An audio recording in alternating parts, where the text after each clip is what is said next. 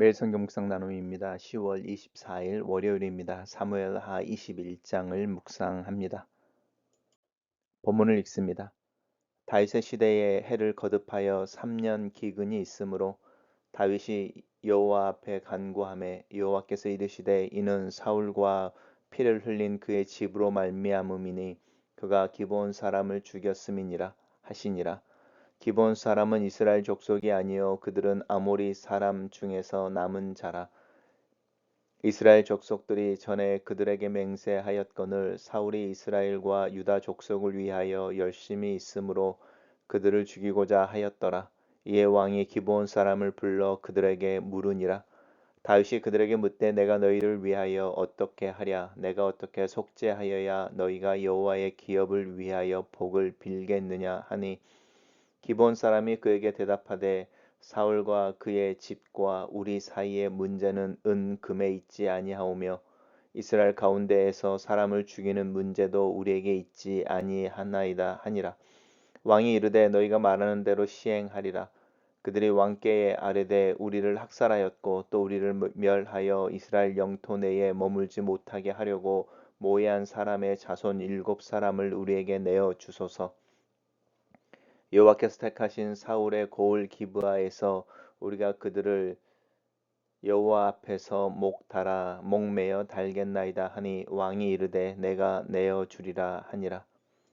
그러나 다윗이 사울의 아들 요나단 사이에 서로 여호와를 두고 맹세한 것이 있으므로 왕이 사울의 손자 요나단의 아들 무비보셋은 아끼고 왕이 이에 아야의 딸 리스바에게서 난 자 곧 사울의 두 아들 알모니와 무비보셋과 사울의 딸 메랍에게서 난 자 곧 물리앗 사람 바르실레의 아들 아드리엘의 5 아들을 붙잡아 그들을 기드온 사람의 손에 넘기니 기브온 사람이 그들을 산 위에서 여호와 앞에 목매어 달매 그들 7사람이 동시에 죽으니 죽은 때는 곡식 빼는 첫날 곧 보리를 베기 시작하는 때더라.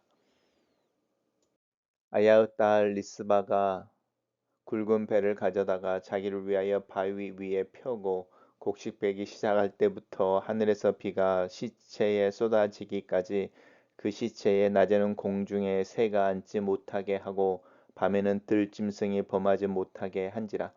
이에 아야의 딸 사울의 첩 리스바가 행한 일이 다윗에게 알려짐에 다윗이 가서 사울의 뼈와 그의 아들 요나단의 뼈를 길르한 야베스 사람에게서 가져가니 이는 전에 블레셋 사람들이 사울을 길보아에서 죽여 블레셋 사람들이 벳산 거리에 매단 것을 그들이 가만히 가져온 것이라. 다윗이 그곳에서 사울의 뼈와 그의 아들 요나단의 뼈를 가지고 올라오매 사람들이 그 달려 죽은 자의 뼈를 거두어다가 사울과 그의 아들 요나단의 뼈와 함께 베냐민 땅 셀라에서 그의 아버지 기스의 묘에 장사하되 모두 왕의 명령을 따라 행하니라. 그 후에야 하나님이 그 땅을 위한 기도를 들으시니라. 오늘의 본문은 4개의 단락으로 나눠져 있습니다. 첫 번째 단락입니다. 다윗의 시대라고 말하고 있는데요. 정확하게 어느 때인지 알 수 없습니다. 우리가 이제 그 압살롬의 반정에 대해서 그리고 세바의 난에 대해서 우리가 묵상을 해왔었는데 그 이후에 이어지는 이야기인지 아니면 오히려 다윗이 왕이 된 바로 직후 사울과 요나단이 죽은 지 얼마 되지 않은 이후의 일인지 사실은 잘 알 수 없는데 많은 신학자들은 이제 두 번째 단락과 세 번째 단락에서 연결해서 나오는 무비보셋의 이야기라든지 또 사울과 요나단의 뼈를 가지고 이렇게 시신을 가지고 이제 함께 이렇게 매장하는 부분이라든지 이런 것을 볼 때에 다윗이 이스라엘 전체의 왕이 된 지 얼마 되지 않은 직후 이제 이렇게 그래서 오히려 우리가 묵상해 왔던 이야기들과 이렇게 시간상에서는 오히려 그 앞에 있었던 이야기로 오늘 본문을 많이 이해합니다. 다윗이 다스리고 있던 때에 3년의 기근이 들어 있어서 3년의 비가 내리지 않아 하나님께 이제 그 이유를 물었을 때에 하나님께 대답하시기를 사울과 피 흘린 그의 집 때문이다라는 것이고 이제 기브온 사람을 죽였기 때문이다라는데 이 기브온 사람들은 아모리 사람 중에 남은 자라 이렇게 말합니다. 이스라엘 족속이 아니고 이 말은 이미 이 사람들은 가나안에 정착해 있던 사람들이었습니다. 여호수아가 가나안 땅을 정복하기 위해 들어왔을 때에 먼 데서 온 것처럼 행색을 이렇게 남루하게 꾸미고 이렇게 오래 걸어온 사람들처럼, 그래서 이제 여호수아와 화친을 하는 거죠. 그리고 화친을 맺어서 이제 침략을 받지 않고 생존해 주기로 화친을 맺었는데, 알고 보니 예루살렘 근처에 사는 민족들이었습니다.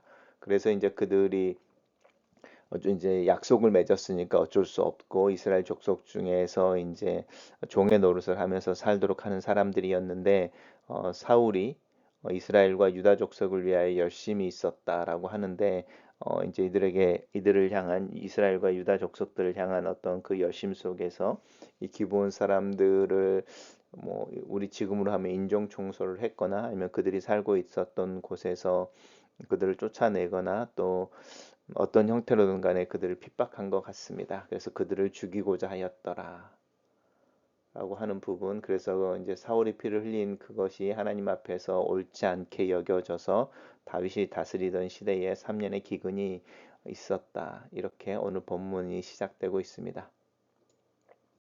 단락을 요약해 보겠습니다. 다윗의 시대에 3년의 기근이 있어 다윗이 하나님께 간구할 때에 하나님께서 그 이유를 사울과 피 흘린 그의 집으로 인한 것이다 라고 말씀하신다, 이렇게 정리했습니다. 두 번째 단락에서는 이제 다윗이 기브온 사람들을 이제 데려다가 묻는 거죠. 내가 뭐 너희를 위해서 무엇을 해야, 또 내가 어떻게 속죄해야 하겠느냐라고 이야기하는 부분인데, 여기서 이제 다윗의 어떤 리더십이 드러나는 거죠. 사실은 자기의 책임이 아니죠.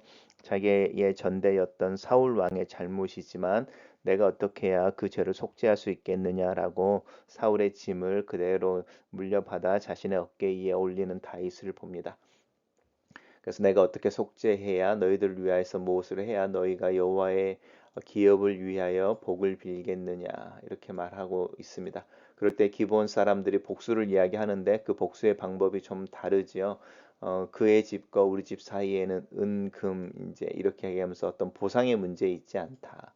그 다음에 이스라엘 사람 가운데 사람을 죽이는 문제라고 하는 부분은 사형, 살인에는 살인은 사형의 죄가 나오는데, 이제 그런 부분, 그래서 어떤 눈은 눈으로 이는 이라고 하는 그런 법도 우리에게는 적용하는 부분이 좀 어려운 것 같다, 이렇게 말하면서 기본 사람들이 이제 다윗에게 요청하는 게, 다윗 그 사울의 자손 중에 7사람을 우리에게 내어줘서 우리가 사울의 고향 기브아에서 그들을 사형으로 이렇게 목매달아 그들의 사형을 내릴 수 있게 해달라, 이제 이렇게 요청을 하고 있습니다. 단락을 요약해 보겠습니다. 다윗은 기브온 사람을 불러 용서와 하나님의 기업을 위해 복을 빌어줄 것을 요청하고, 기브온 사람들은 자신들을 괴롭힌 원흉 7사람을 내어주기를 요청한다, 이렇게 정리했습니다. 세 번째 단락에서는 이제 그 7사람인 거죠. 사울의 직계 중에 7사람을 내어주서 이제 그들을 대속물로 삼기로 하는 부분인데, 이제 이 요나단과 사이에 여호와를 두고 맹세한 부분 때문에 무비보셋은 이제 이렇게 넘겨주지 않았다라고 하는 부분이고요. 이제 이 부분 속에서 사실은 이 오늘의 이야기가 사울의 통치 이전의 이야기일 거다, 이제 이렇게 이야기하는 부분이 있습니다. 그리고 이제 이 아야의 딸 리스바와 사울 사이에서 난 두 아들인 거죠. 우리는 이제 사울의 아들이 사실은 요나단밖에 없는 것처럼 이제 생각하는 경우가 있지만, 사실은 사울에게 여러 아들들이 있었던 거죠. 알모니와 무비보셋이라고 하는 또 다른 이제 사울의 아들인 거죠. 아들을, 그리고 사울의 딸에서 낳은 그 사울의 손자들인 거죠. 손자들을, 외손자들이죠. 손자들 5명, 이렇게 해서 7명을 기본 사람들에게 넘겨주고, 기본 사람들이 그들을 이제 죽게 만듭니다. 목에 매달아 죽게 합니다. 단락을 요약해 보겠습니다. 다윗은 요나단의 아들 무비보셋은 아끼고 사울의 가문에서 7사람을 기브온에 넘겨주니 기브온 사람들이 그들을 죽인다, 이렇게 요약했습니다. 마지막 단락에서는 이 아야 아들 리스바인데요. 이제 사울의 부인인 거죠. 첩이라고 나와 있지만 이제 사울과 사이에서 두 아들을 가지고 있었는데 그 아들을 기브온 사람들이 해서 죽게 된 어머니인 거죠. 그 어머니가 굵은 배를 가져다가 자기를 위해 바위에 폈다라고 하는 것은 슬픔을 이야기하는 것이고 곡식이 배기 시작하는 때부터 하늘에서 비가 쏟아지기 전까지라고 하는 오랜 기간 동안에 낮에는 공중에 새가 앉지 못하고 밤에는 들의 짐승이 범하지 못하게 자기의 두 아들의 시신 그리고 자기 가문의 5명의 아들인 거죠. 이렇게 사울의 딸의 아들들인 거니까 아들들의 시신을 돌봅니다. 그리고 그 어머니의 애절한 그 슬픔이 이제 다윗에게 알려지고 다윗이 그것을 수습하기 위해서 사울의 뼈와 요나단의 뼈를 가져와서 그 죽은 7명의 사람들과 함께 이 사울의 아버지의 묘이죠. 기스의 묘에 함께 장사하게 합니다. 그리고 나서 그 땅에 이제 비가 내린 것에 대해서 이야기하고 있습니다. 단락을 요약해 보겠습니다. 다윗은 리스바가 죽은 자기 아들들을 향한 행동을 듣고 사울과 요나단의 뼈를 가져와 기본에서 죽은 7명과 함께 기스의 묘에 장사하니 하나님께서 그 땅을 위한 기도를 들으신다. 이렇게 요약했습니다. 첫 번째 묵상 나눔입니다. 비가 내리지 않은 지 3년이 되었다. 다윗은 기근의 원인을 알고 싶어 한다. 사울이 뿌린 피의 결과라고 하나님께서 말씀하신다. 지도자가 되면 그 전대의 일에 대한 결과에 대해 현재의 책임을 감당해야 할 때가 있다. 그것이 지도자의 어깨에 올려진 책임이기도 하다. 회피할 수 없는 오늘이라는 무게가 내 어깨에도 있다. 가정에 대해서, 교회에 대해서, 그리고 내가 살고 있는 사회에 대해서 그것이 어제를 알아야 하는 이유이며 오늘을 사는 내 어깨의 짐을 이해해야 하는 것이다. 나는 오늘의 무게를 감당할 만한 지혜와 믿음을 가지고 있는지. 두 번째 묵상 나눔입니다. 누군가를 향한 가슴에 사무친 한이 있을 때 그 한을 푸는 방법은 결국은 눈은 눈, 이는 이라는 동일한 보복에 있는 것일까? 기본 사람들은 자신들의 한을 풀고 여호와의 이름으로 맺었던 언약의 파괴에 대한 책임을 요청할 때 그들은 사울의 가문에서 7명의 생명을 요구한다. 21세기 관점에서 이것이 어떻게 이해되어질 수 있을까? 정의로움이라는 것에 대해 다시 한번 생각하게 된다. 세 번째 나눔입니다.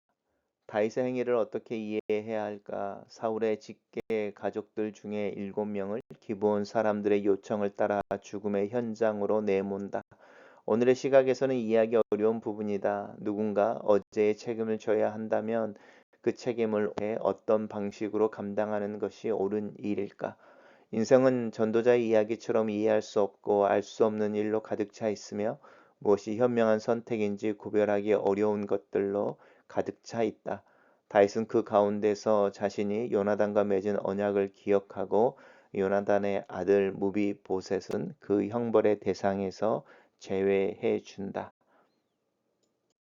마지막 묵상 나눔입니다. 리스바의 슬픔이 묻어있는 행위를 본다. 죽은 자기의 아들들의 시신이 파손되지 않게 하기 위한 그녀의 몸부림을 본다. 어머니의 슬픔이다. 이 슬픔은 다윗을 사울과 요나단의 시신을 블레셋에서 옮겨와 사울 때문에 죽은 7명의 시신과 함께 추스려 주게 한다. 참 어려운 상황이다. 하나님에 대한 신앙으로 이해하기 어려운 부분이기도 하다. 기근은 그렇게 끝나지만 여전히 눈물을 흘리는 이들이 있다. 다윗의 마음은 여러 가지 모양을 가지고 있다. 어떤 것이 참이며 어떤 것이 정치적인 것인지 알 길이 없다. 다만 그는 그에게 주어진 현실을 살고 있는 것처럼 나 또한 내게 주어진 현실을 살고 있고 하루하루 주님의 은혜를 의지할 뿐이다. 글로 쓰는 기도입니다. 모든 상황을 이해하고 모든 상황을 통제하며 살 수 없는 한계를 인정합니다. 오늘을 살지만 어제의 짐을 지고 오늘을 살기도 합니다. 무엇이 옳고 그른지를 파악하기 어려울 때가 많고 무엇을 선택해야 할지 알지 못할 때도 많습니다. 하나님 나의 한계를 인정합니다. 그래서 하나님의 지혜와 은혜를 의지합니다. 오늘 하루 나를 인도하소서. 예수님 이름으로 기도합니다. 아멘.